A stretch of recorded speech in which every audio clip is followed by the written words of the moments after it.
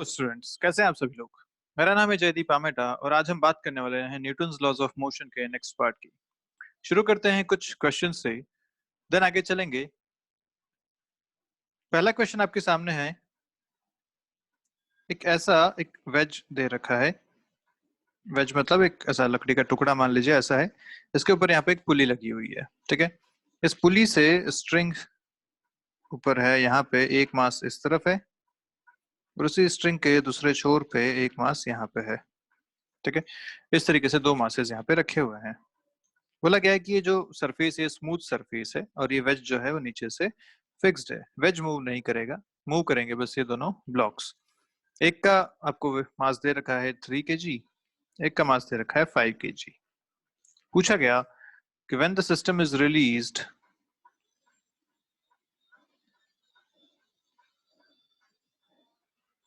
Find acceleration of the blocks and tension in the string। Clear है? ये आपका question आपको दे रखा है और ये जो एंगल आपको दे रखे हैं, ये एंगल आपको दे रखा है 37 डिग्री, ये एंगल दे रखा है आपको 53 डिग्री। ठीक है बात।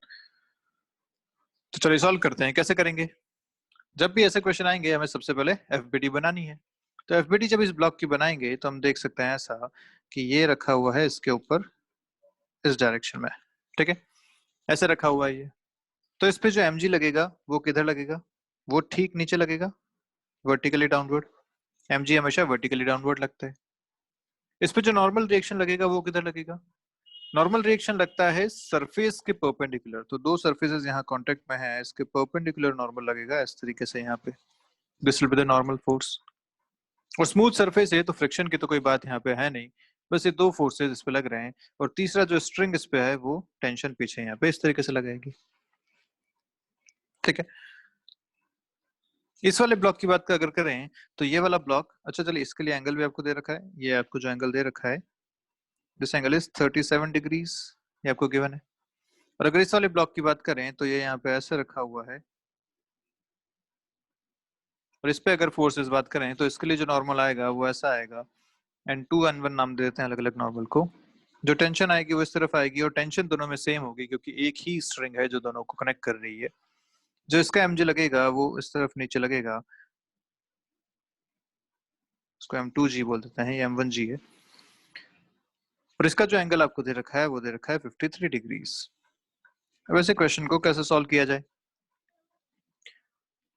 सिस्टम रिलीज हुआ तो हमें एक्सेलरेशन मानना पड़ेगा। एक्सेलरेशन क्या होगा? तो भाई ये तो हम पहले देख चुके हैं कि जो हैवी होगा उस तरफ ये स्लाइड करेगा।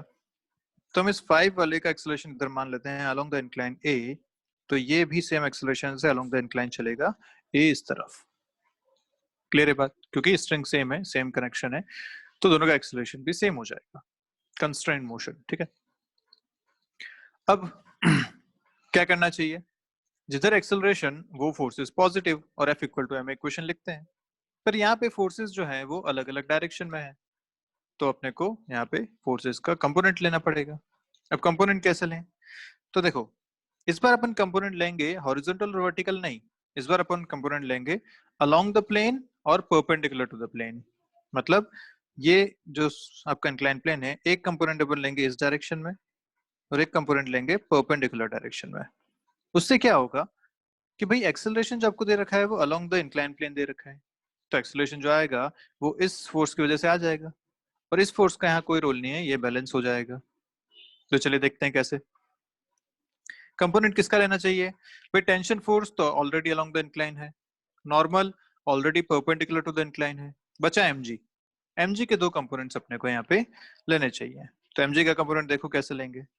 अब मैं ये जो परपेंडिकुलर है यहाँ ड्रॉ किया। अपने को पता है कि this complete angle is 90 degree क्योंकि परपेंडिकुलर है, ठीक है। ये 53 है तो ये हो जाएगा 37 डिग्रीज। अगर आप इसको ऐसा ट्रायंगल बना लो एक, तो ये 53 तो ये 37 डिग्री, और अगर वो 37 है तो ये वाला जो एंगल बचा वो कितना हो जाएगा फिर से 53 डिग्रीज। तो ये 53, वो एंगल भी 53। अब अपन mg के कंपोनेंट्स लेते हैं। लिखेंगे m2g cos 53 इस तरफ और m2g sin 53 इस तरफ। तो ये बात ध्यान रख सकते हैं आप डायरेक्ट भी कि जब भी आपको एक ऐसा इंक्लाइन प्लेन दे रखा हो और आपको कंपोनेंट्स लेने हो तो जो mg लगता है उसका कंपोनेंट इस तरफ आता है mg sin थीटा और इस तरफ आता है mg cos theta where theta is this incline angle. ठीक है, आप इसे सीधा सीधा याद रख सकते हैं कि अगर थीटा एंगल आपको हॉरिजॉन्टल से इंक्लाइन का दे रखा है तो mg के कंपोनेंट्स अलोंग द इंक्लाइन आता है mg sin theta, perpendicular to the incline आता है mg cos थीटा। ठीक है, अब इसके लिए अगर f इक्वल टू m में मुझे इक्वेशन लिखनी है तो मैं क्या लिखूंगा, अलोंग द इंक्लाइन लिखते हैं। अलोंग द इंक्लाइन एक्सेलरेशन की डायरेक्शन में जो फोर्स है वो है m2g sin 53 डिग्रीज। ठीक है, टेंशन ऊपर की तरफ minus tension equal to ma। ये आपका आ गया इक्वेशन। नॉर्मल परपेंडिकुलर डायरेक्शन में है, उस तरफ इसका मोशन नहीं है, एक्सेलरेशन 0 है, तो मैं सीधा सीधा देख सकते हैं normal equal to m2g cos 53 degree. तो यहाँ से आपको नॉर्मल की वैल्यू भी मिल जाएगी और एक इक्वेशन आपको ये मिल गई टेंशन और एक्सेलरेशन की। ठीक है, ऐसा ही अपन इस फर्स्ट डायग्राम के लिए भी करते हैं। इसके जब कंपोनेंट लेंगे तो हमने बताया अलोंग द इंक्लाइन आता है mg sin थीटा, तो ये हो जाएगा m1g sin 37 डिग्री। परपेंडिकुलर तो इंक्लाइन आता है cos थीटा, तो m1g cos 37 डिग्री। ये दो कंपोनेंट्स यहाँ आ जाएंगे। फिर से along the incline upon equation लिखते हैं। इस बार एक्सेलरेशन की डायरेक्शन ऊपर की तरफ है तो टेंशन को पॉजिटिव लिया जाएगा। Tension minus m1g sin 37 degree is equal to ma। ये आपकी आ गई दूसरी इक्वेशन, ये थी आपकी पहली इक्वेशन। यहाँ से आप इनको आराम से सॉल्व कर सकते हैं। टी और ए दो आपके पास अननोन है, दोनों इस फर्स्ट और सेकंड इक्वेशन से सॉल्व हो जाएगा। और अगर नॉर्मल पूछा गया होता तो नॉर्मल भी लिख सकते थे, n1 equal to m1g cos 37 degree. m1 पता है, sin 37 cos 37 आपको पता है, सीधा सीधा सॉल्व कर सकते हैं यहाँ से। एक 3 kg है और दूसरा 5 kg है। तो फर्स्ट इक्वेशन को अगर मैं लिखना चाहूँ तो फर्स्ट इक्वेशन को क्या लिखूंगा, m2 is 5, तो 50 sin 53 is 4/5 minus t equal to 5a। Equation आपके पास बन गई है 40 minus t equal to 5a। यहाँ से आप t लिख सकते हैं 40 माइनस 5a। ठीक है, और सेकंड इक्वेशन में अगर अपन वैल्यूज रखें तो मास है 3, तो हो जाएगा t minus 30 sin 37 is 3/5 equal to 3a। ये हो जाएगा आपके पास 18, तो t minus 18 equal to 3a या t equal to 18 plus 3a। ठीक है, इन दो इक्वेशन से अपने को t की वैल्यू मिल रही है, इन दोनों को बराबर कर दें तो 40 minus 5a equal to 18 plus 3a। यहाँ से आपको a की वैल्यू मिल जाएगी और एक बार a की वैल्यू मिल गई तो टेंशन भी आपको मिल जाएगी। ठीक है, तो इस टाइप के क्वेश्चंस में आपको ये ध्यान रखना है कि कंपोनेंट्स आपको mg के लेने हैं अलोंग द इंक्लाइन और परपेंडिकुलर टू द इंक्लाइन। इससे क्या होगा, क्योंकि एक्सेलरेशन अलोंग द इंक्लाइन होता है, हमें सीधा सीधा f इक्वल टू ma लिखने में आसानी हो जाएगी। ठीक है, बात कंपोनेंट्स लेना भी आपको क्लियर है। mg के components along the incline mg sin theta, perpendicular mg cos theta, where theta is the angle of inclination from horizontal. Good, चलिए आगे बढ़ते हैं, नेक्स्ट क्वेश्चन देखते हैं। क्वेश्चन इस बार आपसे पूछा गया कुछ ऐसा कि एक सरफेस पे, स्मूथ सरफेस है, अभी तक हम स्मूथ सरफेस की बात कर रहे हैं, फ्रिक्शन अभी तक हमने पढ़ा नहीं है। तो स्मूथ सरफेस पे दो ब्लॉक्स यहाँ पे रखे हुए हैं आपको इस तरीके से। ठीक है, एक है 2 kg का, एक है 5 kg का। इस पे आपने फोर्स लगाया इस डायरेक्शन में ऑफ 21 न्यूटन्स। ठीक है, पूछा गया आपसे find acceleration of the blocks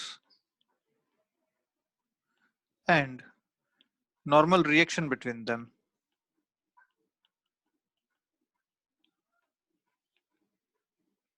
normal reaction between them, ये आपसे पूछा गया।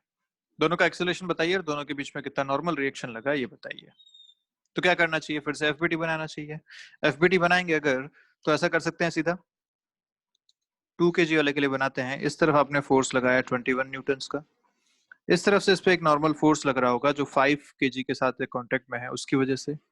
अब देखो फोर्सेस तो इस पे वर्टिकल में भी है, नीचे mg लग रहा है, ऊपर एक नॉर्मल फोर्स यहाँ पे लग रहा है, लेकिन हमें इससे कोई मतलब नहीं है इन वर्टिकल डायरेक्शन के फोर्सेस से, क्योंकि हमें पता है कि ये वर्टिकल में तो कहीं मूव नहीं करने वाला। ये जो मूव करेगा ये करेगा सिर्फ हॉरिजॉन्टल डायरेक्शन में, इसका जो एक्सेलरेशन होगा वो भी होगा इस तरफ। तो हम सीधा सीधा हॉरिजॉन्टल के फोर्सेस को ही देखेंगे। अब जब हम 5 kg का अगर बनाते हैं एफबीडी, तो हम कह सकते हैं कि इस तरफ से एक नॉर्मल फोर्स है जो 2 kg वाला इसको लगा रहा है वो, इसके अलावा इस पे और कोई फोर्स नहीं है, वर्टिकल डायरेक्शन से हमें कोई मतलब नहीं है। एक्सेलरेशन इसका होगा इस तरफ, और सेम एक्सेलरेशन होगा क्योंकि वो पीछे से उसको पुश कर रहा है, तो जितना वो चलेगा उतना ही ये भी चलेगा, एक्सेलरेशन दोनों का सेम रहेगा। एफबीडी आपको पता चल गया। अब आप सीधा सीधा F equal to M equation लिखेंगे, यहां से आपको सीधा सीधा मिलता है एन इक्वल टू 5a। ठीक है, फोर्स क्या है N, mass into acceleration 5 into A. और इधर अगर देखें तो जिधर एक्सेलरेशन वो पॉजिटिव, मतलब 21 minus N equal to 2a। Vertical से हमें कोई मतलब नहीं, हॉरिजॉन्टल में हमने बता दिया। जिधर एक्सेलरेशन वो पॉजिटिव तो 21 positive N negative equal to mass into acceleration 2 into A. दो इक्वेशन है, n की वैल्यू यहाँ पे सब्स्टिट्यूट करते हैं तो मिलेगा 21 minus 5a equal to 2a। यहाँ से मिला 21 equal to 7a, acceleration equal to 3 metre per second square. एक बार एक्सेलरेशन मिल गया तो n भी मिल जाएगा, 5 इंटू 3 15 न्यूटन्स। क्लियर है बात? आसान सवाल एक किया जा सकता है इस टाइप का क्वेश्चन। तो देखो एक्सेलरेशन निकालने का तरीका आसान और एक और क्या था कि आप इन दोनों को अलग अलग मानने की बजाय इस पूरे को एक सिस्टम मान लो। जैसे आपको यहाँ 2 kg दे रखा है, यहाँ 5 kg दे रखा है, दोनों रखे हुए हैं यहाँ पे, और इस पे जो फोर्स लग रहा है वो लग रहा है 21 न्यूटन्स। अब इस बार आपने जो अपना सिस्टम माना वो सिस्टम इस पूरे को कंसिडर कर लिया ऐसा, ये पूरा आपका एक सिस्टम है। तो अगर ऐसा आपने मान लिया तो यहाँ पे एक 7 kg का ब्लॉक रखा हुआ है जिसपे आप 21 न्यूटन का फोर्स लगा रहे हैं, और पूछा गया एक्सेलरेशन बताइए। तो क्या सीधा आसान से कर सकते हैं, F equal to M A, force आप लगा रहे हैं 21, मास है 7, एक्सेलरेशन को कैलकुलेट करना है 3 मीटर पर सेकंड स्क्वायर। ठीक है बात? तो जब आपको पता है कि दोनों का एक्सेलरेशन सेम है तो आप इस तरीके से इसको सॉल्व कर सकते हैं, कोई इसमें खास बात नहीं है। ठीक है, अच्छा अब इसी क्वेश्चन को आपसे ये पूछ लिया गया कि अभी आपने जो 21 न्यूटन फोर्स लगाया था वो 2 kg पे लगाया था, इस बार आप ये फोर्स अगर 5 kg पे लगाएंगे तो दोनों का एक्सेलरेशन और दोनों का नॉर्मल बताइए। ठीक है, तो डायग्राम में बना देता हूँ फिर से। इस बार वही दोनों ब्लॉक्स रखे हुए हैं 2 और 5, वही सरफेस पे हैं। इस बार फोर्स आपने लगाया इधर से 21 न्यूटन 5 वाले पे लगाया। इस बार आपसे पूछा कि acceleration of the blocks and normal reaction between them, ये दोनों से आपसे पूछा गया। ठीक है, तो बताइए आंसर जल्दी से क्या करना चाहिए। एक्सेलरेशन तो अभी हमने शॉर्टकट मेथड देखा कि दोनों साथ ही चलेंगे, दोनों को मैं एक ही मान लेता हूँ, 7 kg का है, 21 न्यूटन आप फोर्स लगा रहे हैं, तो आप सीधा सीधा लिख सकते हैं एक्सेलरेशन हो जाएगा 21/7 मतलब 3 मीटर पर सेकंड स्क्वायर। तो एक्सेलरेशन तो सेम है, एक्सेलरेशन के आंसर में कोई चेंज नहीं है, पर इस बार आपको अब नॉर्मल भी पूछा गया। तो नॉर्मल कैसे निकालेंगे? अब नॉर्मल इन दोनों के बीच में है, मतलब मैं इस पूरे को एक सिस्टम नहीं मान सकता ना, क्योंकि नॉर्मल निकालना है तो दोनों को अलग अलग मानना पड़ेगा।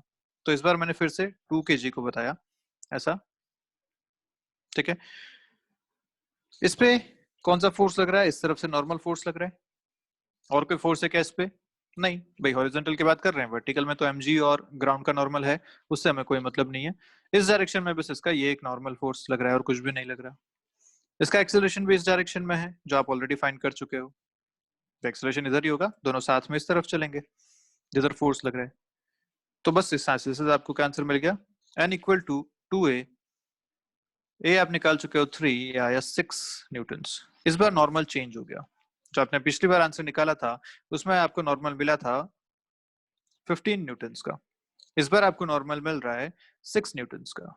तो देख लीजिए सिस्टम सेम है, वही मासेस उसी तरीके से अरेंज्ड हैं, लेकिन आपने अगर फोर्स चेंज कर दिया, फोर्स भी क्वांटिटी में सेम है, मैग्नीट्यूड में सेम है, लेकिन आपने एप्लीकेशन उसका चेंज कर दिया, ब्लॉक दूसरे ब्लॉक पे लगा दिया, तो दोनों के बीच का नॉर्मल भी चेंज हो गया।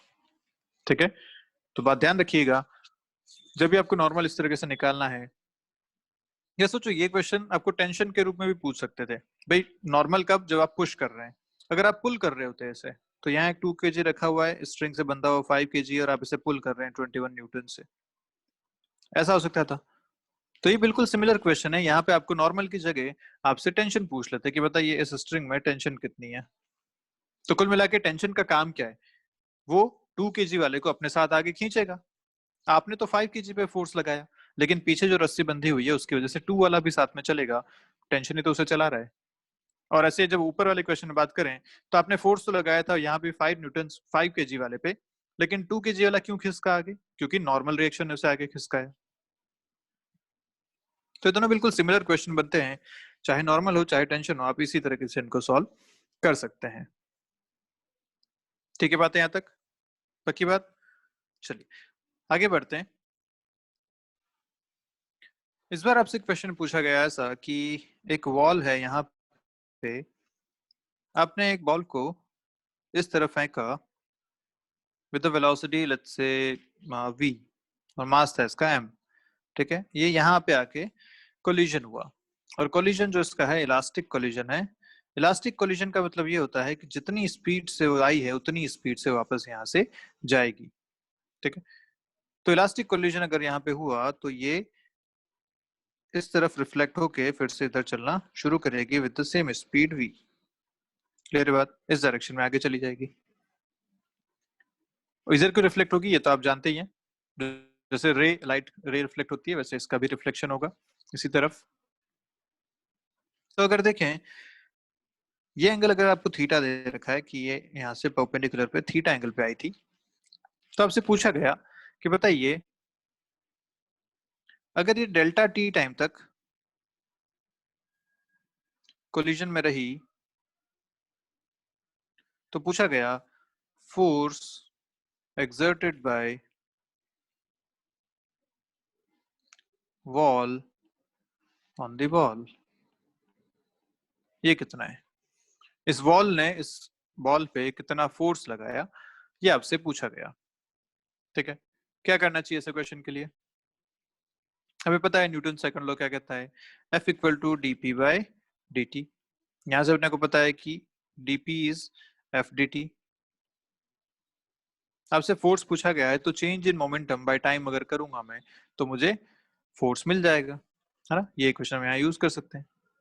तो चेंज इन मोमेंटम पहले अपने को निकालना पड़ेगा। अब चेंज इन मोमेंटम कैसे निकालें, तो इनिशियल मोमेंटम फाइनल मोमेंटम अगर पता है तो फाइनल माइनस इनिशियल करेंगे, मोमेंटम में चेंज पता चल जाएगा।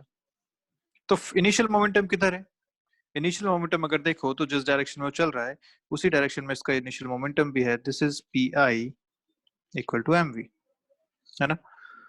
और जिधर चल रहा है फाइनली उसी डायरेक्शन में इसका फाइनल मोमेंटम भी है इस तरफ, विच इज पी फाइनल, इसकी वैल्यू भी है एम वी। तो दोनों M V P final minus P initial हो गया 0, आपका आंसर आ गया यहाँ से 0, है ना। DP equal to P final minus P initial, दोनों एम वी हैं, आपका आंसर आ जाएगा यहाँ से 0, तो फोर्स भी आ जाएगा 0। 0 फोर्स लगा के इसने डायरेक्शन चेंज कर दी, पॉसिबल है क्या, जादू हो रहा है क्या यहाँ पे, नहीं, ये बिल्कुल गलत है। क्यों गलत है, क्योंकि आपने यहाँ पे डायरेक्शन कंसिडर नहीं की।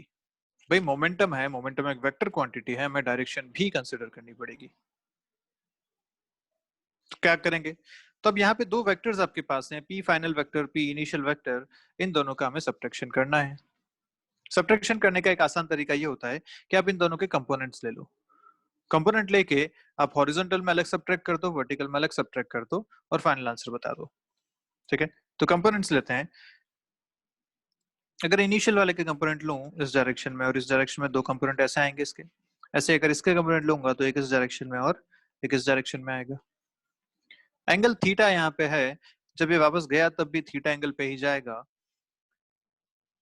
अगर ये एंगल थीटा तो ये एंगल भी हो गया थीटा, और वो थीटा है तो ये एंगल भी हो गया थीटा।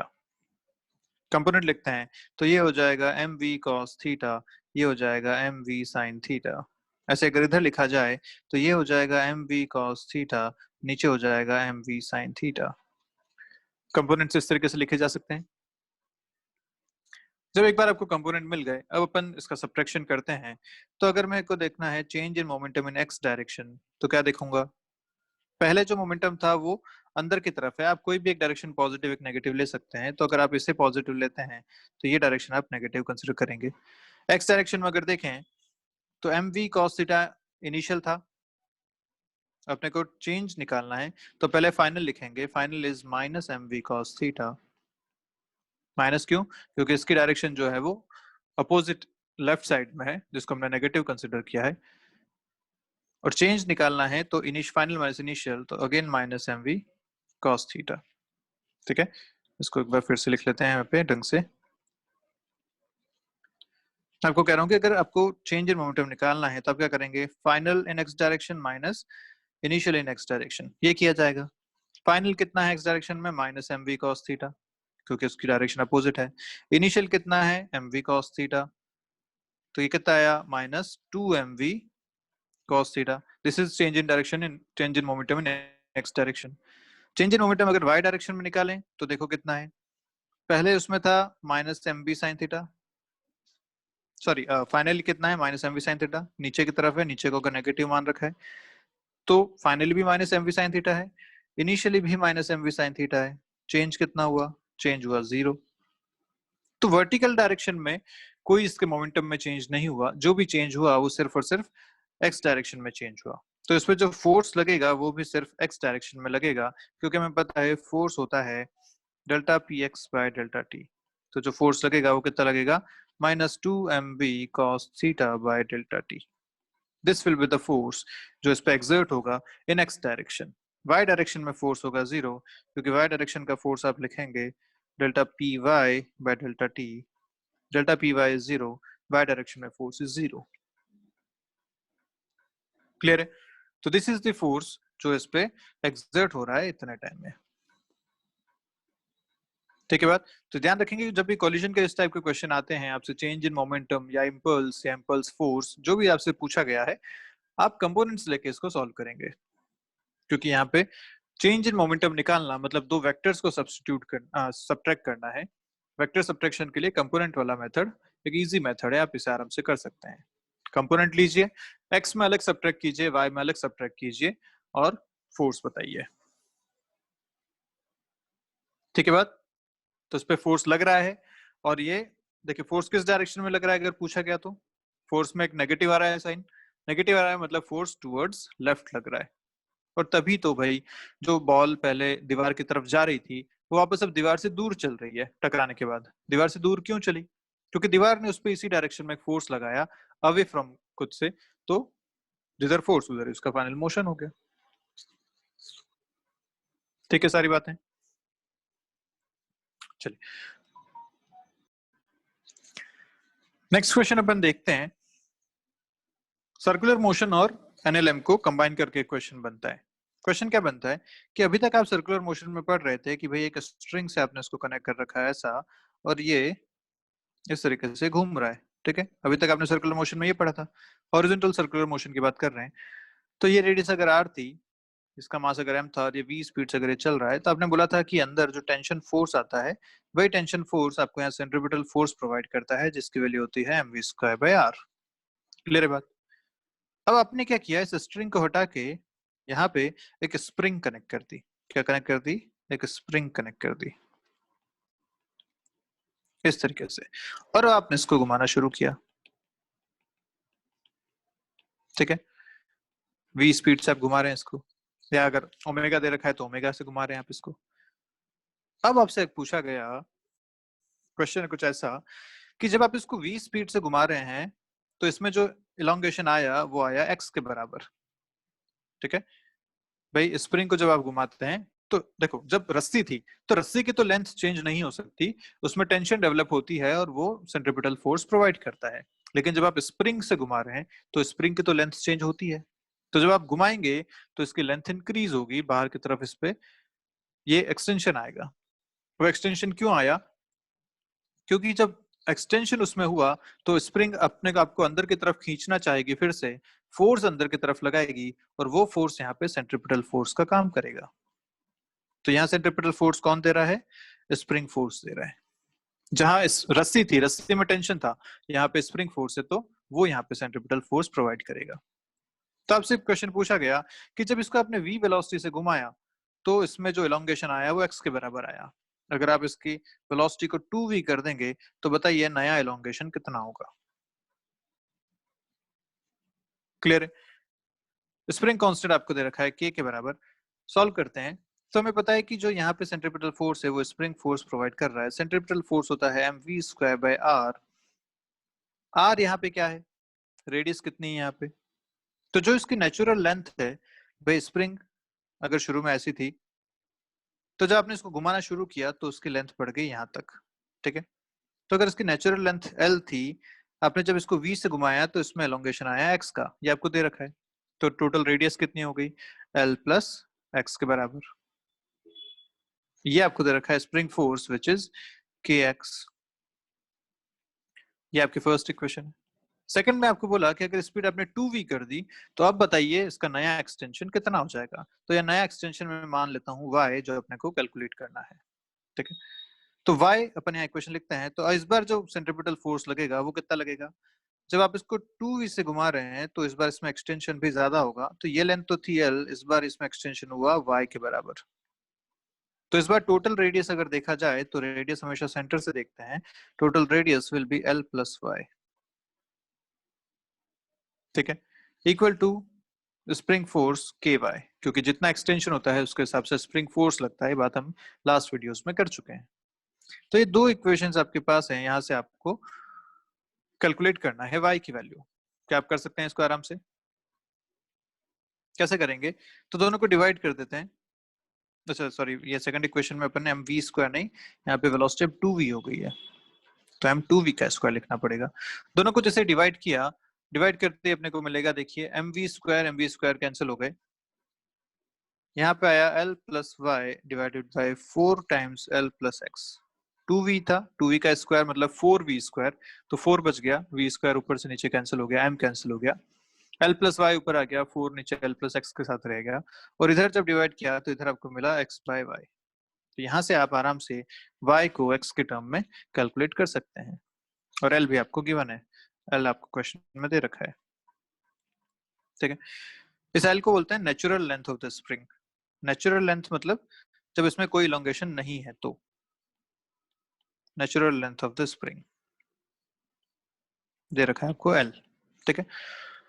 कोई इलोंगेशन नहीं उसे बोलेंगे नेचुरल लेंथ, या कोई कंप्रेशन नहीं ऐसा। तो बस यहाँ से आपको y निकालना है। आप चाहें तो इसको क्वाड्रेटिक फॉर्म में लिख सकते हैं, आप चाहें तो इसे और कोई रिलेशन यूज कर सकते हैं। x अगर गिवन है, l अगर गिवन है तो सीधा न्यूमेरिकली भी ये सॉल्व हो जाएगा, ठीक है। तो इस तरीके से आपको ये क्वेश्चन सॉल्व करने पड़ेंगे। अगर स्प्रिंग आपको दे दिया इंस्टेड ऑफ स्ट्रिंग, रस्सी की जगह एक स्प्रिंग अगर आपको दे दी सर्कुलर मोशन में, तो यहाँ ध्यान क्या रखना है कि एक तो ये कि जो सेंट्रीपिटल फोर्स है वो अब इस बार स्प्रिंग फोर्स देगा, तो सेंट्रीपिटल फोर्स को स्प्रिंग फोर्स के बराबर करना है। दूसरी बात ये कि जब स्प्रिंग आप यूज करते हो तो रेडियस भी चेंज होती है, क्योंकि स्प्रिंग इलोंगेट होती है तो सेंटर से डिस्टेंस बढ़ जाती है, तो इस बार रेडियस भी चेंज हो जाएगी। तो mv² बाय जब r करते हैं तो r में ध्यान रखना है नेचुरल लेंथ प्लस इलोंगेशन, ये टोटल हमें उसमें यूज करना है, ठीक है बात। चलिए और क्वेश्चंस देखते हैं, और क्या क्या इसमें बन सकता है। चलिए इस बार आपसे क्वेश्चन पूछा गया ऐसा कि इस टाइप के एक सेटअप में एक स्फीयर यहाँ पे रखा हुआ है, ठीक है। ऐसा एक स्फीयर है ये, जो यहाँ पे सेटअप में रखा हुआ है, एंगल आपको दे रखा है थीटा। आपसे पूछा गया कि बताइए इस पे नॉर्मल रिएक्शंस कितनी कितनी होंगी। Normal reactions on this sphere. Reactions क्यों बोला, क्योंकि ये दो जगह से कांटेक्ट में है, एक इस पॉइंट पे कांटेक्ट में है और एक यहाँ पे कांटेक्ट में है, और ये आपको हॉरिजॉन्टल दे रखा है, ये ग्राउंड है ऐसा मान लीजिए, दिस इज हॉरिजॉन्टल, ठीक है। अब इसमें आपको पूछा बताइए रिएक्शंस कितनी कितनी होंगी नॉर्मल रिएक्शंस, तो क्या किया जाए, एफबीडी बनाते हैं। एफबीडी बनाएंगे तो ये हो गया स्फीयर आपका, अच्छे से बना लेते हैं,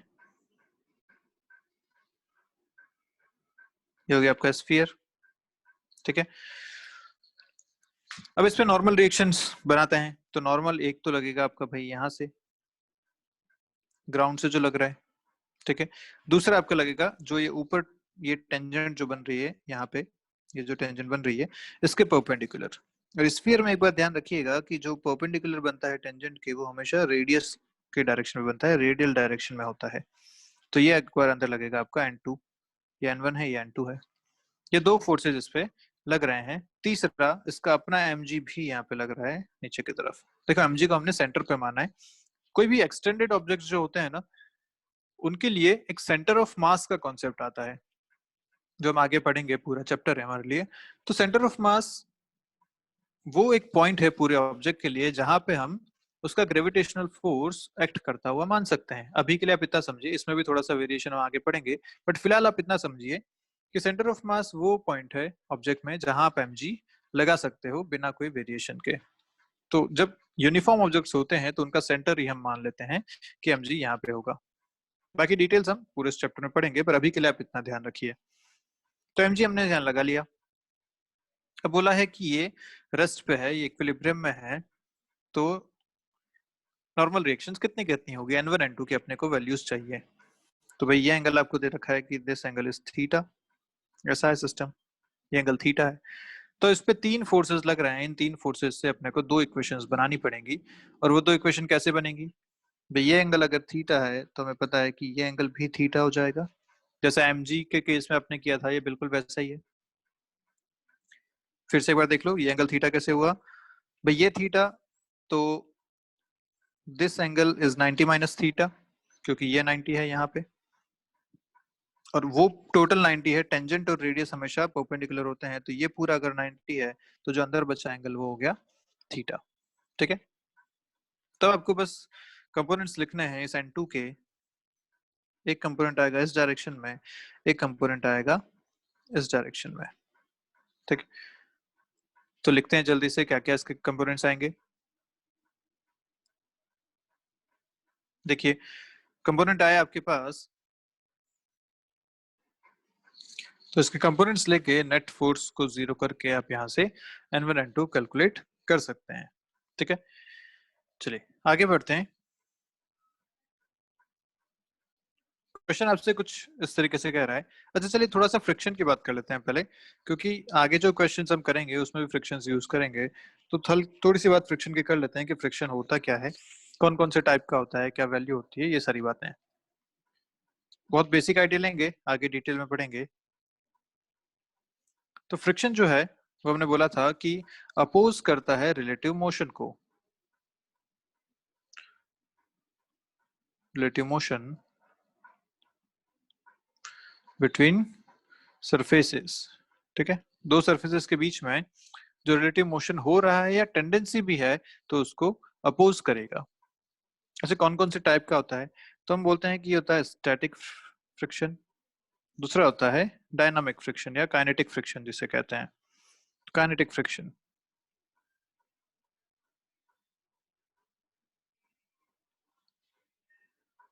ठीक है, स्टैटिक फ्रिक्शन वो जो रेस्ट पे रखा हुआ ऑब्जेक्ट है, इस पे अगर आप फोर्स लगा रहे हैं तो इसे अपोज कर रहा है यहाँ पे इस तरीके से, और अपोज कर रहा है, यहाँ ऑब्जेक्ट चल नहीं रहा, फोर्स आपने लगाया एक्सटर्नल लेकिन फिर भी वो नहीं चला क्योंकि फ्रिक्शन ने उसे रोक रखा है, और कोई मोशन नहीं है बट टेंडेंसी ऑफ मोशन है, तो ऐसे फ्रिक्शन को कहा जाता है स्टैटिक फ्रिक्शन। ऐसे ही जो दूसरा फ्रिक्शन है काइनेटिक फ्रिक्शन, वो क्या करता है कि जब ऑब्जेक्ट एक्चुअली चल रहा है, इसके पास एक वेलोसिटी है, आपने इस पे एक फोर्स लगा रखा है, तो यहाँ पे इसको अपोज करेगा, चलती हुई चीज को अपोज करेगा। तो ऐसे फ्रिक्शन को बोलते हैं काइनेटिक फ्रिक्शन, जहां पे एक्चुअली रिलेटिव मोशन हो रहा है दो सरफेसेस के बीच में और उस मोशन को अपोज कर रहा है फ्रिक्शन। एक टाइप और होता है रोलिंग फ्रिक्शन। तो रोलिंग फ्रिक्शन क्या है, वे जो काइनेटिक फ्रिक्शन आपने देखा वो था स्लाइडिंग के लिए, इसको स्लाइडिंग भी बोल सकते हो आप, स्लाइडिंग फ्रिक्शन, क्योंकि ऑब्जेक्ट इस पर स्लाइड कर रहा है। लेकिन रोलिंग फ्रिक्शन, जैसे आप व्हील की अगर बात करो, तो व्हील इस पे रोल करेगा, रोल करेगा मतलब वो आगे भी बढ़ रहा है और साथ में घूम भी रहा है, उसके पास दो मोशन है। वो व्हील आप देखो तो आगे भी बढ़ता है और घूमता भी जाता है, तो ऐसे को बोलते हैं रोलिंग मोशन, इसमें लगता है रोलिंग फ्रिक्शन। और ये रोलिंग फ्रिक्शन जो होता है वो स्लाइडिंग फ्रिक्शन से कम होता है, तभी जो ऑब्जेक्ट्स हैं उन्हें गोल बनाया जाता है, जो व्हील्स है उन्हें गोल बनाया जाता है, ताकि उसका फ्रिक्शन कम से कम उस पे करे, उसका मोशन आसान हो। ठीक है, तो rolling friction is less than sliding friction या काइनेटिक फ्रिक्शन, आप ऐसा कह सकते हैं। और ये जो फ्रिक्शन की वैल्यूज होती हैं वो डिपेंड करती हैं सीधा सीधा इसके नॉर्मल रिएक्शन पे। तो friction is proportional to the normal reaction. और इसको अगर लिखा जाए तो लिखा जाता है F equal to mu N. This mu, it is called mu, ये है कोफिशिएंट ऑफ फ्रिक्शन। ठीक है। तो जो फ्रिक्शन होता है वो सीधा सीधा डिपेंड करता है कि उस पॉइंट पे या उस सरफेस पे नॉर्मल रिएक्शन कितना है। उस नॉर्मल रिएक्शन के हिसाब से वहां पे फ्रिक्शन भी आएगा। तो इसलिए कहते हैं कि जिसका मास जितना ज्यादा होगा, अगर वो सरफेस पे खड़ा है तो उस पर फ्रिक्शन फोर्स भी उतना ही ज्यादा होगा। ऐसा क्यों? क्योंकि अगर ये ऑब्जेक्ट यहाँ पे रखा हुआ है, ये सरफेस रफ है, रफ सरफेस पे फ्रिक्शन लगता है, तो इसका मास अगर 2 kg है तो इसका नॉर्मल कितना आएगा? हमें पता है कि इस पे नीचे mg लग रहा है विच इज 20, ऊपर नॉर्मल, तो हम बोल सकते हैं कि नॉर्मल यहाँ पे आएगा 20। लेकिन सोचो यही अगर 10 किलो का होता, यहाँ पे रखा होता, इस बार आपसे पूछा जाता तो आप क्या करते? 10 × g 100 ऊपर नीचे लगता, इस बार नॉर्मल आता आपका 100। जितना ज्यादा नॉर्मल उतना ज्यादा फ्रिक्शन, उतना ही ज्यादा टफ होगा इसे यहाँ से हिलाना, उतना ही ज्यादा फोर्स हमें यूज करना पड़ेगा यहाँ पे इसको मूव करने के लिए। ठीक है बात। तो फ्रिक्शन की एक बहुत छोटी छोटी बातें थी जो अभी हमने पढ़ी। फ्रिक्शन एक बड़ा टॉपिक है। हम एनएलएम के कुछ और क्वेश्चंस करके, कुछ और कॉन्सेप्ट्स पढ़ के फिर आगे फ्रिक्शन पे चलेंगे। ठीक है। इसी के साथ एक कॉन्सेप्ट आता है आगे चल के, बैंकिंग ऑफ रोड का।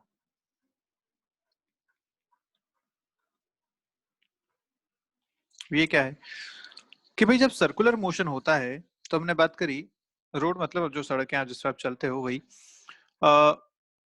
आपने देखा होगा कि हाईवेज वगैरह पे ऐसे कर्व जब होते हैं, जब रोड टर्न करता है तो थोड़ा सा स्लोप होता है उस रोड पे, एकदम फ्लैट नहीं होते, बिल्कुल ग्राउंड के पैरेलल नहीं होते वो।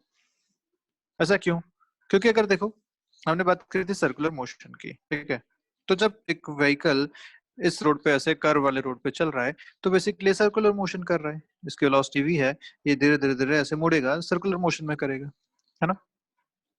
अभी सर्कुलर मोशन अगर कर रहा है तो किसी भी ऑब्जेक्ट को सर्कुलर मोशन के लिए हमें पता है कि एक सेंट्रीपिटल फोर्स की जरूरत पड़ती है, विच इज mv²/r। तो जो भी इस कर्व की रेडियस है उसके हिसाब से इस पे एक सेंट्रीपिटल फोर्स अंदर की तरफ होना चाहिए। अब वो फोर्स यहाँ कौन प्रोवाइड करेगा? व्हीकल पे तो आपने कोई स्ट्रिंग नहीं बांध रखी, कोई स्प्रिंग नहीं लगा रखी, कहीं से सेंटर से कनेक्टेड तो है नहीं वो, पर फिर भी कोई फोर्स तो अंदर होना चाहिए ना, जो यहाँ पे सेंट्रीपिटल फोर्स दे पाएगा इसको। अदरवाइज गाड़ी कैसे चलेगी इस कर्व पे? तो यहाँ वो फोर्स कौन होता है? यहाँ फोर्स होता है फ्रिक्शन फोर्स। फ्रिक्शन हमेशा इस तरफ अंदर की तरफ लगेगा, जो यहाँ पे सेंट्रीपिटल फोर्स प्रोवाइड करेगा, नेसेसरी सेंट्रीपिटल फोर्स ये प्रोवाइड करेगा। ठीक है, हमेशा लगेगा सेंटर की तरफ ये। ओके, अब सोचो कि इस फ्रिक्शन की तो एक मैक्सिमम वैल्यू है म्यू इंटू एन, जो हमने अभी बात करी, this can be the friction. N depend करता है इसके मास पे। तो ठीक है, हर एक व्हीकल के लिए एक मास फिक्स होगा, उसका फ्रिक्शन यहाँ पे फिक्स होगा। ये बात तो हमें समझ में आ गई, है ना? अब सोचो कि अगर वो जो व्हीकल चल रहा है उस पे सेंट्रीपिटल फोर्स चाहिए mv²/r, और इसे आप इक्वल करते हैं म्यू एन के। अब ये तो एक कांस्टेंट वैल्यू है, ठीक है? म्यू सड़क पे डिपेंड करता है, व्हीकल के टायर पे डिपेंड करता है, तो वो एक कांस्टेंट है, एन एक कांस्टेंट है, तो म्यू एन एक कांस्टेंट हो गया। इसका मतलब अगर देखा जाए तो मास कांस्टेंट है, रेडियस भी कांस्टेंट है इस कर्व की, तो एक वेलोसिटी भी मुझे एक वैल्यू मिलती है यहाँ से, v की एक वैल्यू पर्टिकुलर यहाँ से मिलती है, कि अगर वेलोसिटी इससे ज्यादा हुई तो फ्रिक्शन जो है वो संभाल नहीं पाएगा, necessary centripetal force friction provide नहीं कर पाएगा। तो सिर्फ फ्रिक्शन के भरोसे तो हम हाईवे पे नहीं चल सकते, क्योंकि स्पीड वहां पे बढ़ती है, स्पीड ज्यादा होती है। तो वहां पे एक काम और किया गया कि ये जो रोड इस तरीके से सर्कुलर मोशन में चल रहा है उसे थोड़ा सा एक तरफ से उठा दिया गया। अब उठा दिया गया तो मैं आपको साइड भी बताता हूँ कि वो रोड एक्चुअली ऐसा कर दिया गया। अब ये वो रोड है जो अंदर चल रहा है, ठीक है? अब जो व्हीकल चलेगा वो ऐसे चलेगा, इस पाथ पे अंदर चलेगा। तो इस तरफ से इस रोड को उठा दिया, लेट्स से इतना, ठीक है बात? अब इससे फर्क क्या पड़ा? बताइए, इससे क्या फर्क पड़ेगा? तो क्या हुआ, जब आपने इसको इस तरीके से उठा दिया तो अब यहाँ पे जो mg लग रहा है और जो इसका रिएक्शन फोर्स यहाँ पे है, नॉर्मल फोर्स जो यहाँ पे है, अब हम ये कह सकते हैं कि हमें अंदर की तरफ जो फोर्स चाहिए, जो सेंट्रीपिटल फोर्स चाहिए, वो ऐसा चाहिए। और यहाँ पे ये सेंट्रीपिटल फोर्स कौन प्रोवाइड करेगा? यहाँ पे ना सिर्फ फ्रिक्शन बल्कि इस नॉर्मल का ये कंपोनेंट भी यहाँ पे फ्रिक्शन प्रोवाइड करेगा। तो आप अगर देखें ऐसा कि ये एंगल अगर थीटा है तो हम बोल सकते हैं कि ये एंगल फिर से हो जाएगा theta, this angle is also theta, तो बोलेंगे n cos थीटा और n sin थीटा। तो यहाँ पे जो n sin थीटा वाला कंपोनेंट है वो आपको normal force, sorry centripetal force provide करेगा। और इसका फायदा ये हुआ कि सेंट्रीपिटल फोर्स के लिए अब हमें सिर्फ फ्रिक्शन पे ही डिपेंडेंट नहीं रहना पड़ा, गाड़ी का अपना वेट जो है, अपना जो नॉर्मल रिएक्शन है वो भी सपोर्ट करेगा इसके सर्कुलर मोशन में। कह रहे बात? तो जहां पहले आपने v निकाला था, आप कह रहे थे कि this centripetal force must be less then this frictional force, क्योंकि सिर्फ वही है जो इसको कर सकता है। यहाँ पे अगर v स्क्वायर देखा जाए तो आता root over mu n by m, और ऊपर आ रहा था। यहाँ पे n, और अगर इसका देखा जाए फ्री वो डायग्राम, तो n लगता ऊपर, mg लगता नीचे। यहाँ से n इक्वल टू mg मिलता, n की जगह जैसे आप mg डालेंगे आपको मिलेगा v square is equal to या less than mu R G, या v is should be less than root mu R G. तो ये था फर्स्ट केस में जब आपने बैंकिंग नहीं की थी। जब बैंकिंग नहीं की थी तो आप वेलोसिटी इतनी ही चला सकते थे, इससे ज्यादा अगर स्पीड से आप गए तो आपकी गाड़ी स्लाइड करेगी, आप बाहर की तरफ ड्रिफ्ट हो जाएंगे। लेकिन जब आपने रोड बैंक कर दिया, जब आपने रोड को एक तरफ से उठा दिया, तो उठाने के बाद अब अगर हम इसका फ्री बॉडी डायग्राम देखें तो वो कुछ ऐसा बन रहा है। इस बार अगर आपके पास फ्रिक्शन नहीं भी है, मान लीजिए आपकी गाड़ी में फ्रिक्शन है ही नहीं, आपके जो टायर हैं बिल्कुल घिस चुके हैं, सब कुछ वैसा है कि फ्रिक्शन बिल्कुल नहीं है, तब भी आप यहाँ पे सेफ टर्न ले सकते हैं। कैसे? तो इस बार जो आपको सेंट्रीपिटल फोर्स दे रहा है वो दे रहा है n sin थीटा वाला कंपोनेंट। वर्टिकल में देखें तो बैलेंस होना चाहिए, n cos theta equal to mg। यहाँ से आपको मिला n equal to mg by cos theta.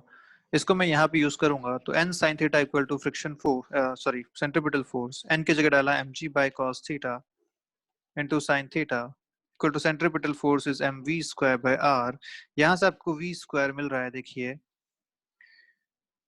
Are G tan theta, या v is root R G tan theta.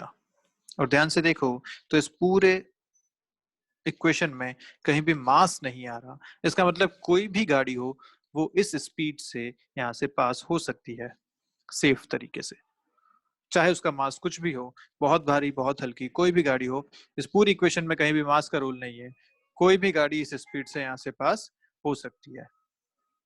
Clear है बात? ठीक है, चलिए। तो बैंकिंग ऑफ फ्रॉड से रिलेटेड ये क्वेश्चन, इस टाइप के क्वेश्चन आपके बन सकते हैं। तो आज का वीडियो अपन यही खत्म करते हैं, मिलते हैं नेक्स्ट क्लास में, कुछ और क्वेश्चंस करेंगे, कुछ और कॉन्सेप्ट्स पढ़ेंगे for Newton's loss of motion. तब तक के लिए बाय बाय आप सभी लोगों को, पढ़ते रहिए, कोई डाउट हो तो पूछिए।